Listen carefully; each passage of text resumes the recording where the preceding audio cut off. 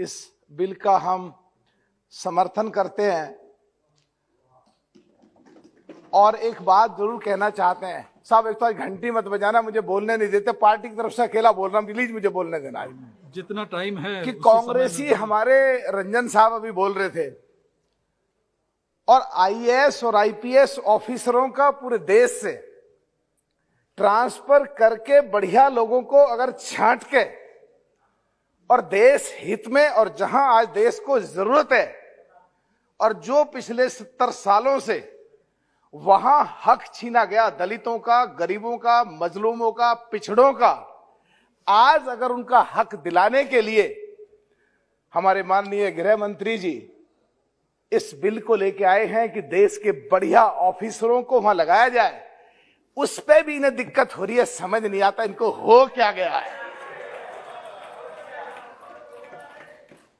अभी परसों रात मैंने बोला किसानों के बारे में कि बाहर कुछ बोलते हैं, सदन में बोल नहीं पाते।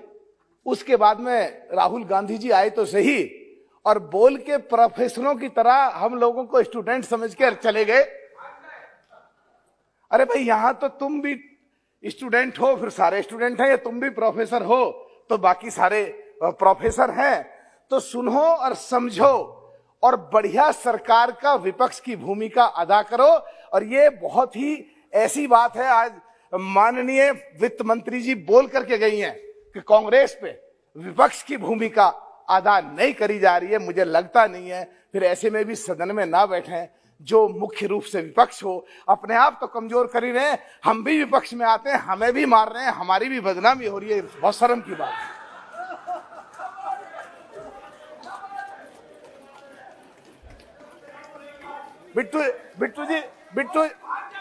बिट्टू जी कैड़ा कैड़ा देख रहे हैं मेरी तरफ को। बिधोड़ी दिल्ली का गुजरा और मैं पश्चिमी उत्तर प्रदेश का गुजरू, कैड़ा कैड़ा मत देखो।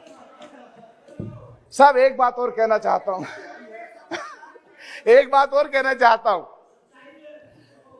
कि दलितों का हमारे लेह से सांसद हैं, पार्टी के कोई भी हो, जो सही बात लगती है हमारी नेता कुमारी मायावती जी और हम बढ़ के आगे तारीफ करते हैं, और अगर गलत बात लगती है तो मोदी जी भी सामने बैठे होते हैं, अमित शाह जी सामने बैठे हैं, हम अपना विरोध वहां भी दर्ज करते हैं, हम बिल्कुल परवाह नहीं करते हैं।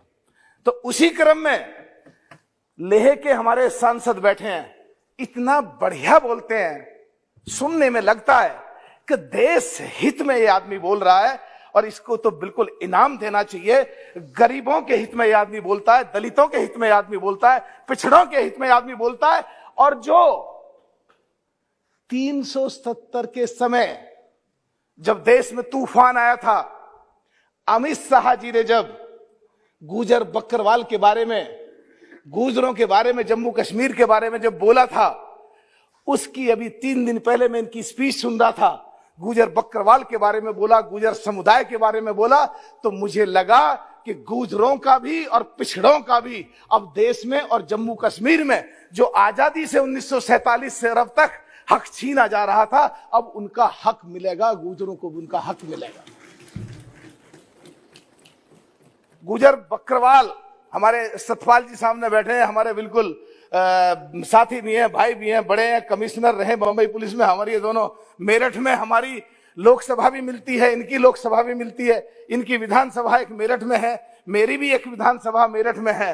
भाई आपसे सारी बात करी आपने, हमें सतपाल जी जब गृह मंत्री जी गुजरों के बारे में बोल सकते हैं, कश्मीर के, हम जाटों के बारे में हमेशा, यादवों के पाल सैनिक कश्यप के बारे में बढ़ चढ़ के बोलते हैं। 29.4% गुजर बकरवाल हैं जम्मू कश्मीर में। एक शब्द कह देते पूरे देश में गुजर आपके साथ हो जाते। हमें भी बढ़िया लगता, हम जाटों की बात बोलते हैं तो हमारे लिए भी किसी ने कोई बात बोली है, बोलेंगे thank you very much, thank you very much बोलेंगे। तो हम जैसे बीजेपी के सांसद चाहे जैसे उनकी तारीफ कर रहे हैं खुल करके, ऐसे हम भी चाहते हैं कि सतपाल जी कुछ बोलते। सब वहां पे सब thank you very much. Satpal ji ने खड़े होकर के गुजरों का समर्थन करा, थैंक यू वेरी मच। सब एक बात हम कहना चाहते हैं, हम एक बात और कहना चाहते हैं कि कुमारी बहन मायावती जी दलितों की, शोषितों की, गरीबों की लड़ाई हमेशा लड़ती रही हैं और कांग्रेस दलितों के नाम पे ढोंग करके और उत्तर प्रदेश के गरीब घरों में राहुल गांधी जी, प्रियंका गांधी जी जाके खाना खा के दलितों को खुश करना चाहते हैं, और यहां जम्मू कश्मीर के मुद्दे पे आके जो दलितों के हक जो 1947 से नहीं मिला, उनको अगर हक दिलाना सरकार चाहती है, फिर भी विरोध कर रहे हैं, तो एडमिट करो कि तुम दलितों के, गरीबों के, मजलूमों के, कमजोरों के, पिछड़ों के खिलाफ हो या फेवर में हो, ये फैसला करो पहले, फिर विरोध करो। तुम्हारा किसी भी बिल पे जम्मू कश्मीर से संबंधित अगर तुम लोग खड़े होकर के यहां पे विरोध करते हो, ये कि विरोध करना ही है हम विपक्ष में, तो इसका मतलब सरकार का विरोध नहीं कर रहे तुम लोग विरोध कर रहे हो गरीबों का, तुम लोग विरोध कर रहे हो पिछड़ों का, तुम लोग विरोध कर रहे हो मजलूमों का, तुम लोग विरोध कर रहे हो अकलियत के उन लोगों का जिनको आजादी से अब तक हक नहीं मिला था, उनको हक नहीं मिला था। गिल साहब तुसी चुप ही रहो। हाँ,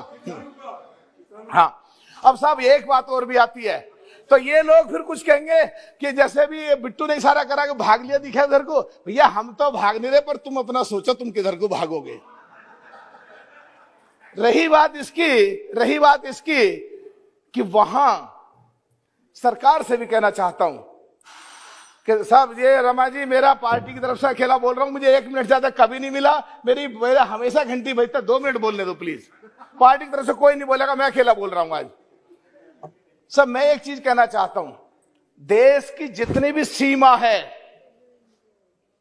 उस पूरी सीमा से, चाहे लेह लद्दाख में हो, चाहे जम्मू कश्मीर की तरफ हो, देश की जितनी भी पाकिस्तान से मिलती हुई सीमा है, ज्यादातर गांव मुस्लिम गुजर कहो, गुजर बक्करवाल कहो, उन लोगों के हैं। वो हमेशा देश के लिए लड़ाई लड़ते हैं, हमेशा देश के हित